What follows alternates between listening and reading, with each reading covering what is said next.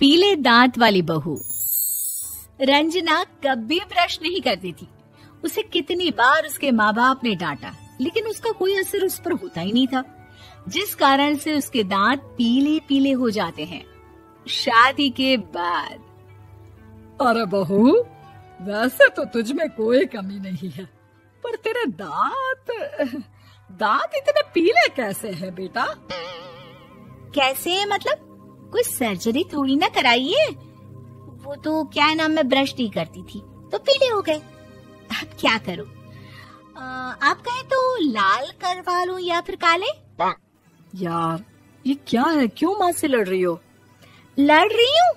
अरे मैं लड़ रही हूँ या ये बोल रही है कि दांत पीले हैं, पीले। अरे तपस्या थोड़ी ना की है इन्हें पीले करने के लिए। बकायदा ब्रश नहीं किया है 20 साल तक, तब जाकर। छी, कैसी बात कर रही हो? ये उस वक्त तो पीले नहीं थे जब हम लोग तुम्हें देखने आए थे। अरे तब साफ करवा लिया होगा डेंटिस्ट के पास जाकर। अब देखो कैसे पीले पीले लग रहे हैं।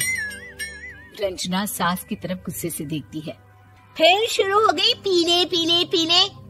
अरे पीले तो तब भी थे जब मेरे हाथ का रसगुल्ला उड़ा उड़ा कर खा रही थी और बोल रही थी, लड़की नहीं गुणों का खजाना दे रहे भाई साहब आप। खैर, अब वो लोग करते भी तो क्या करते, पीले दांत वाली बहू पल्ले पड़ी थी तो झेलना तो था ही। एक दिन कीर्तन में रंजना गाना गा रही थी। अरे कमला बहन, माँ का द्वार है, यहाँ तो सब शुद्ध होकर आते हैं, फिर अपनी बहू को ब्रश भी नहीं करवाती तुम। दूर से पीले पीले दांत भक्ति में बाधा उत्पन्न कर रहे हैं। अरे कोई 2 साल की बच्ची थोड़ी ना लेकर आई हूँ मैं बहू बनाकर।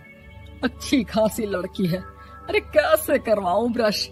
ये तो उसे खुद करना चाहिए ना।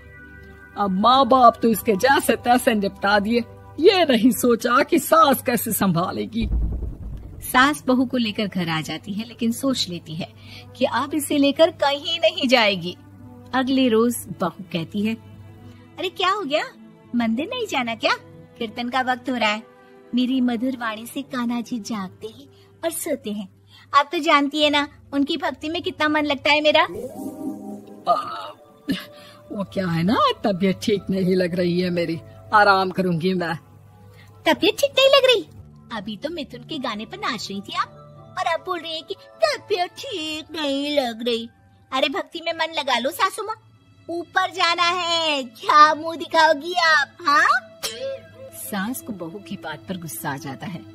मैं क्या मुंह दिखाऊंगी, इसकी चिंता तो ना कर, समझी? अपने मुंह की चिंता कर, जो ये पीले पीले दांत लेकर हर जगह पहुंच जाती है। पता है लोग कितना मजाक बनाते हैं। ना जी ना, मैं नहीं जाना कहीं तेरे साथ।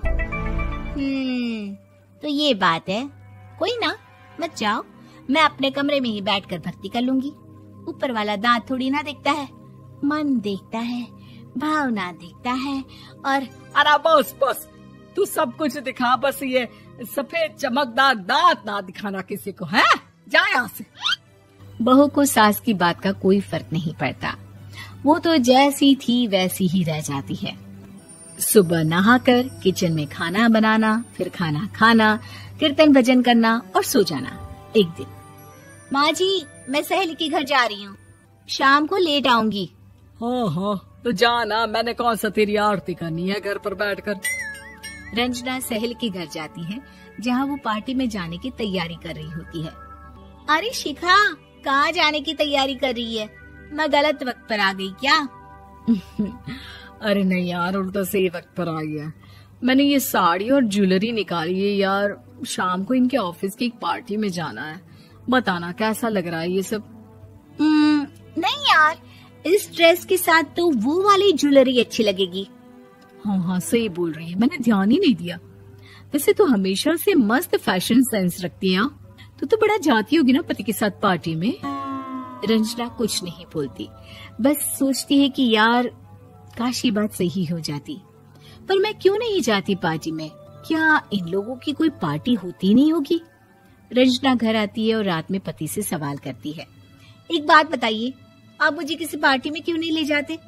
क्या आपके यहाँ ऑफिस में पार्टी नहीं होती? पति बेचारा क्या कहता कि दांत पीले हैं तुम्हारे इसलिए। अरे कोई पार्टी होती नहीं हम लोगों के ऑफिस में, तो कहाँ से लेकर जाऊं? और मार्केट, मॉल, कहीं वीकेंड घूमना, कहीं तो। अरे यार सारे हफ्ते में एक छुट्टी मिलती है, तो सोचता हूँ कि आराम ही कर लूं। क्यों? रंजना मन मार के रह जाती है। पहले कभी सास के साथ मंदिर जाया करती थी, लेकिन वो भी सास ने ले जाना बंद कर दिया। घर बैठी बैठी रंजना बोर हो जाती है। तभी उसे आइडिया आता है और वो मायके जाने का सोचती है। सासू माँ, 2 दिनों के लिए मम्मी के घर जा रही हूँ। अच्छा ठीक है, आराम से जा। और हाँ, माँ से कुछ अच्छी आदत सीख कर आना कि कैसे शरीर के हर भाग की तरह दांतों की सफाई भी जरूरी होती है, समझी? शुरू हो गई ना आप। वो लोग आपकी तरह नहीं है कि छोटी छोटी बात का बतंगड़ बना दे। उन लोगों के लिए मैं मायने रखती हूँ, ना कि मेरे पीले पीले दांत।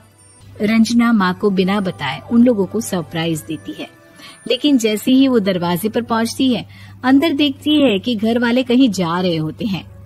अब माँ, काश रंजना दीदी के दांतों वाली प्रॉब्लम नहीं होती, तो वो भी हम लोगों के साथ चलती ना बुआ जी की बेटी की शादी में। हाँ बेटा, लेकिन अब उसे कौन समझाए कि उसको उसके पीले दांत नहीं दिखते, लेकिन उसके आसपास के लोगों को कितना एम्बैरेसिंग फील कराते हैं। मुझे तो कितनी बार उसके स्कूल की टीचर ने शिकायत की कि उसके साथ कोई लड़की बैठना भी नहीं चाहती, और ना ही कॉलेज में कोई उससे बात करना चाहता था। लेकिन पता नहीं क्यों उसे ये बात समझ में ही नहीं आती। कोई कमी नहीं है उस लड़की में, बस यही कि दांत पीले हैं। वो तो भला हो जीजा जी और उनकी माँ का, जो दीदी को जैसी है वैसे ही रखा हुआ है। रंजना को अपने घर वालों की बात सुनकर बहुत दुख होता है।